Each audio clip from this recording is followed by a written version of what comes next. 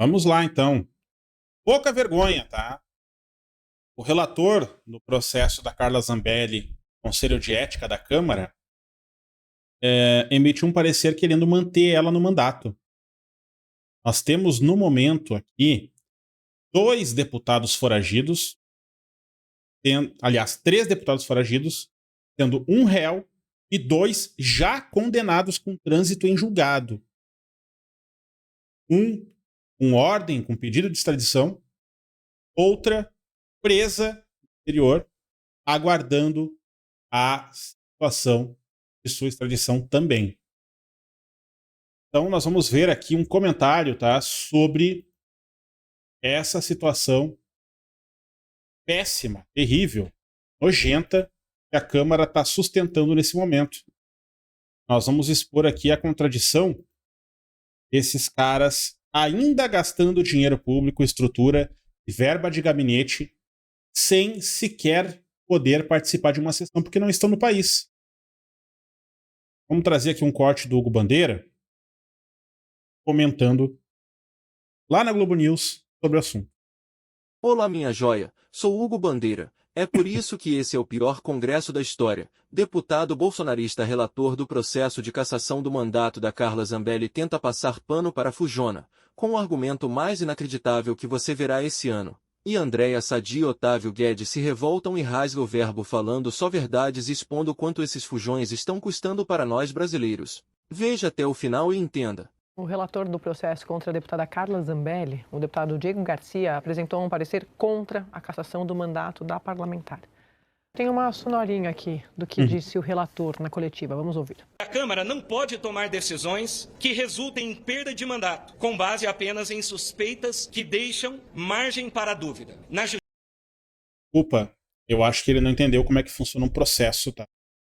Carla Zambelli já está condenada e ele está dizendo que só há suspeitas. Justiça ao indúbio pró-réu. E a Câmara deve seguir o mesmo padrão, o indúbio pró-mandato. Na dúvida, prevalece a soberania popular. Esse padrão deve ser utilizado inclusive no futuro, para que outros deputados de qualquer espectro político não sejam perseguidos e tenham seus mandatos cassados. Diante de todos esses elementos que estão detalhados no meu parecer, o meu voto é pela preservação do mandato da deputada Carla Zambelli. Bom, isso não faz nem sentido. Se eles não podem tomar decisão sobre o mandato, fecha o Conselho de Ética. Fecha. O que é isso, Otávio? Assim, é uma série, é um combo de decisões que são cúmplices desses personagens que, segundo a Justiça, cometeram crimes. Então é uma afronta ao Judiciário, mais uma vez. Então já vimos o caso do Eduardo Bolsonaro, essa complacência com o caso do deputado Alexandre Ramagem, que para a polícia é foragido da Justiça, das investigações. O caso da deputada Carla Zambelli, que está condenada. Então para que serve o Conselho de Ética e Decoro Parlamentar? É para proteger? Blindagem? Não precisa de PEC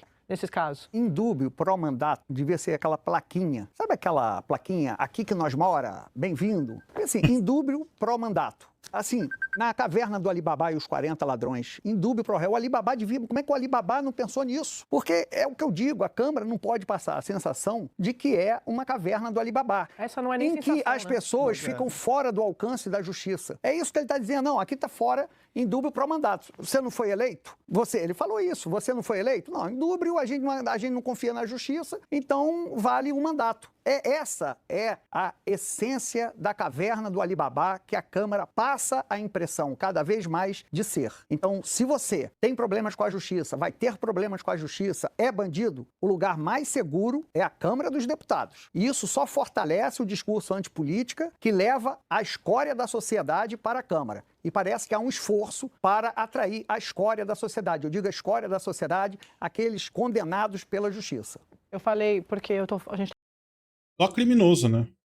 esse caso da Zambelli está na CCJ da Câmara, mas no caso dos outros deputados, no Conselho de Ética. Então, assim, para que servem essas instâncias, esses colegiados? Depois eles reclamam. Eu sempre falo isso, eu fico repetindo dizem que é o Sidônio que está fazendo a campanha contra a Câmara. Eles mesmos fazem a campanha. Não precisa, eles são. Do Sidônio. Não precisa do Sidônio. É cabo eleitoral de desgaste da imagem do Congresso Nacional, Valdo. Virou a segunda instância do STF. Instância revisora, né? A instância revisora do STF. Então, os nobres deputados agora julgaram Alexandre de Moraes suspeito, né, para julgar esse caso. caso e que a sentença dele não é boa. Então o administrador fez uma análise jurídica e considera que a sentença não é boa, então nós temos agora a instância revisora Só da para sentença. lembrar, Não foi o ChatGPT, né? E só para lembrar que você falou ministro Moraes, só que essa decisão foi uma condenação unânime da primeira turma, seguindo o voto do ministro Mas ele Moraes. estava se referindo provavelmente à suspeição do Moraes, porque É, a vítima do mandado de segurança que ela fez foi contra o Alexandre de Moraes. Mas quando ela faz isso, ela escolhe o juiz que pode julgá-lo ou não. Se o Alexandre de Moraes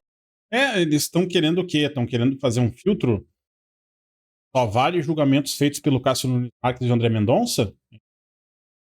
fizesse um mandado de prisão falso contra a Zambelli, ele teria que ser impedido de julgar o caso, porque participou. Mas não, ele foi vítima de uma armação. Pode julgar por quê? Porque senão você passa a dar ao réu a escolha de quem pode te julgar. Mesmo fora do Brasil há meses, Eduardo Bolsonaro. É muito curioso isso, tá? Eles tentaram usar esse argumento. O Alexandre de Moraes, por ser vítima de muitas dessas bolsonaristas que colocaram na frente, ele estaria desabilitado para votar julgamento ou ser relator de julgamentos contra eles. E foi muito engraçado de ver como o STF lidou com isso. O STF respondeu não. Vai ser o Alexandre de Moraes? Sim. Ele era possível vítima? Sim. E ele vai ser o relator? Sim. Porque vocês não vão escolher quem vai ser o juiz que vai jogar você. Eles tentaram inverter a lógica, né? Tentaram encontrar um jeito de inverter a lógica e se deram mal. Bolsonaro, Carlos Zambelli e o Ramagem, eles continuam custando aos cofres públicos. Então, por isso que a gente fala muito deles aqui, porque isso tem a ver com o bolso dos brasileiros.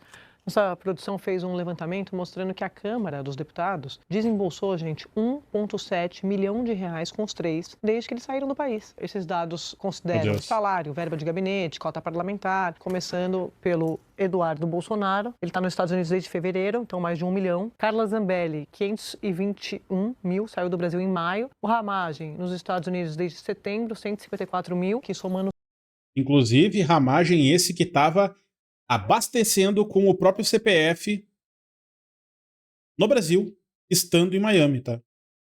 Tudo, 1,750. O Eduardo Bolsonaro foi para os Estados Unidos para fazer a articulação, que acabou resultando no tarifaço, sanções aos ministros. Carla Zambelli sai do Brasil em busca de abrigo internacional, de apoio internacional para escapar da aplicação da lei penal aqui no Brasil. Tentou os Estados Unidos, não conseguiu apoio, foi para a Itália e lá ela foi presa depois da condenação do trânsito em julgado aqui no Brasil. Foi uma jogada genial da Carla Zambelli, inclusive, né? Eu gosto muito das fotos que eles colocam da Zambelli. Todas as fotos que a imprensa coloca sobre ela, ela tem cara de burra. Daí eu não sei dizer se é uma escolha voluntária da redação dos jornais ou se é só a cara dela mesmo. E o Ramagem foi para os Estados Unidos em setembro, em meio ao julgamento da trama golpista. Ele foi um dos condenados pela trama golpista, um dos núcleos, e a polícia considera que o Ramagem está foragido. Os três personagens que eu estou mostrando aqui para vocês tiveram ações ali na Câmara, Conselho de Ética, CCJ, e até aqui o que a gente está vendo também é uma proteção, uma blindagem ao mandato parlamentar deles, e por isso a sociedade continua custeando, porque eles são servidores públicos para os deputados, para os colegas deles, eles garantiram esse dinheiro entrando na conta deles, que está saindo dos cofres públicos, Thomas. 2.916 mensalidades de Bolsa Família é o que esses senhores gastaram. Essa é uma marca dessa gestão da Câmara, que nós criamos a bancada dos criminosos foragidos, né? A bancada dos foragidos. Tem a bancada, como eu falei. Bancada dos foragidos.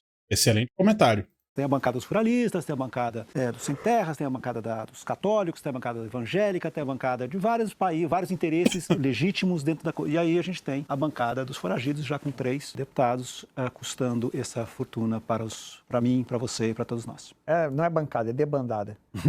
Porque assim, é uma crônica política, policial que a gente está fazendo. A gente só está falando de foragido. Então assim, parece que a Câmara está dizendo, você que é bandido, você que quer ser bandido, venha. Venha pra cá, vire deputado, aqui você tá garantido, aqui a gente não cumpre nem... Em ser deputado, você também. Vem Condenação do STF vale, porque nós temos aqui administradores, economistas, o Zé do Pipo, o Zé do Posto, o Burustreco do frete, e eles vão analisar as decisões do STF. Bandido, vem pra Câmara. É isso que eles estão dizendo. Eu sempre disse aqui que se eles não caçassem, não dessem uma resposta, eles são coniventes. Com que esses, é cúmplice. Cúmplices com que esses foragidos, ou esses condenados, ou esses investigados estão fazendo fora do país. Então não é que a Câmara não foi chamada a opinar, a decidir. Ela foi, e ela decidiu proteger esses parlamentares, seja o parlamentar que está investigado, que está condenado ou que está foragido. Era também o posicionamento da presidência da casa, né? Porque você tem como, aí você fala assim, não tem como o Hugo Mota fazer nada, mas você tem articulações que você pode fazer sobre como, quando eles pensam como a gente pode melhorar a imagem do Congresso Nacional, claro que passa por uma coisa dessas, é óbvio. Mas aí tu precisa ter alguém disposto a isso, né? O Mota tá disposto a quê? Ele vai gastar dinheiro com isso. Mota contratou uma consultoria milionária da Fundação Getúlio Vargas para melhorar a imagem da casa. Só que ao mesmo tempo ele deixa rolar essas coisas. O presidente da Câmara, ele mais do que só uma cadeira que ocupa na mesa diretora e tal, ele forçosamente tem que ser um articulador. O Hugo Mota não tem perfil particular. Ele não tem posição. Ele é pressionado por um lado, ele vai para o outro. Ele é pressionado pelo outro lado, ele vai para um.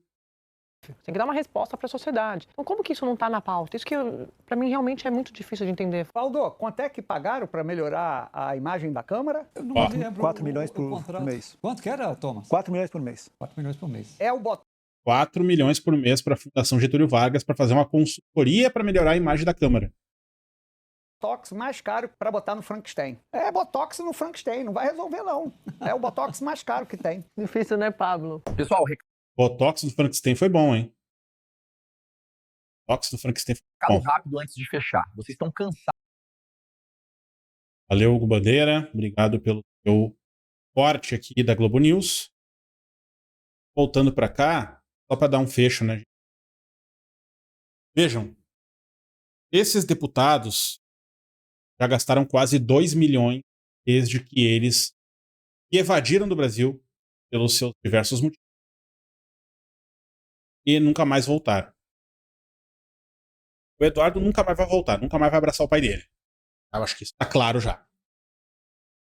Outros podem vir a ser extraditados, cumprir as suas etapas no Brasil.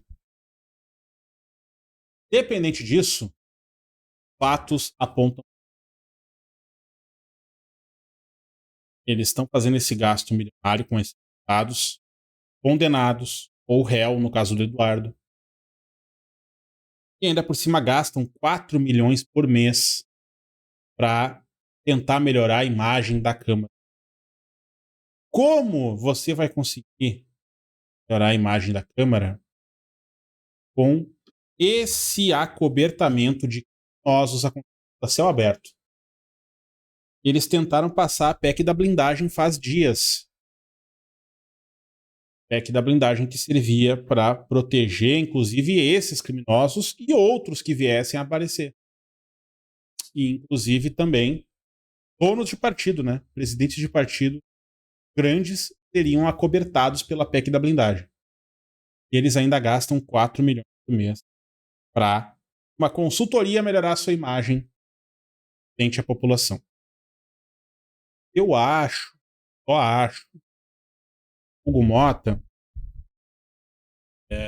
perdeu uma bela chance de sagrar como um jovem articulador político e se colocou no papel de um jovem frouxo.